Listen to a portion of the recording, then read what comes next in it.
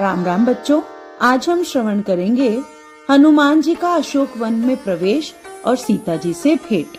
सीता जी को अशोक वन में देखकर हनुमान जी ने उन्हें मन ही मन प्रणाम किया।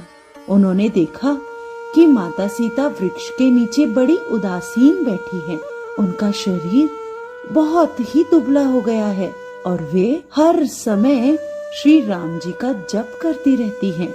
जानकी जी को दुखी देखकर हनुमान जी बहुत दुखी हो गए। वृक्ष के पत्तों में छिपकर हनुमान जी विचार करने लगे कि अब मैं इनका दुख कैसे दूर करूं। उसी समय बहुत सी स्त्रियों के साथ सज धज कर रावण वहां आ गया। उस दुष्ट ने सीता जी को बहुत प्रकार से भय दिखाना चाहा।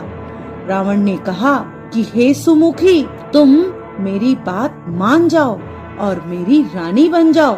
रावण ने साम दान भय और सब भेद दिखला दिए, परंतु सीता जी ने नेत्र उठाकर उसकी तरफ देखा तक नहीं। तब श्री रामचंद्र जी का स्मरण करके जानकी जी उसे कठोर वचन कहने लगी। रे दुष्ट, तूने तो मुझे सुने में ही हर लिया था। रे अधम, तुझे लज्जा नहीं आती?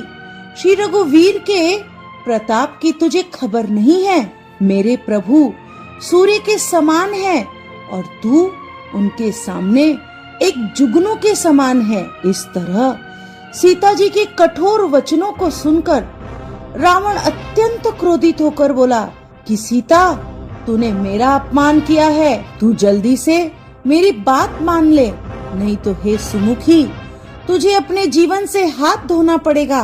परंतु सीता जी ने उसकी एक बात न मानी।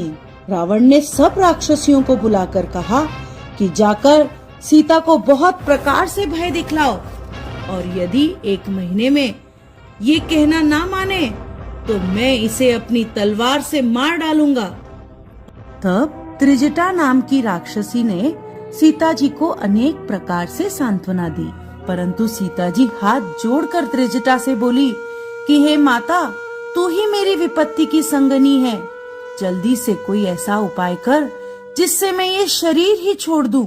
सीता जी के वचन सुनकर त्रिजटा ने चरण पकड़कर उन्हें समझाया और प्रभु का प्रताप, बल और सुयश सुनाया, और फिर वो अपने घर चली गई। उसी समय सीता जी को अत्यंत व्याकुल देखकर हनुमान जी ने वृक्ष से प्रभु की अंगूठी उनके सामने डाल दी।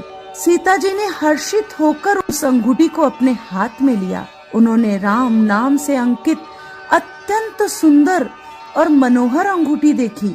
अंगूठी को पहचानकर सीता जी आश्चर्यचकित होकर इधर उधर देखने लगी। उसी समय हनुमान जी राम जी के गुणों का वर्णन करने लगे और शुरू से लेकर सारी कथा कह सुनाई। इस कथा को सुनकर सीता जी का मन प्रसन्न हो गया, सारा दुख भाग गया, और फिर वे बोली, जिसने कानों में अमृत के समान ये सुंदर कथा कही है, वह भाई मेरे सामने प्रकट क्यों नहीं होते? तब हनुमान जी माता के पास चले आए।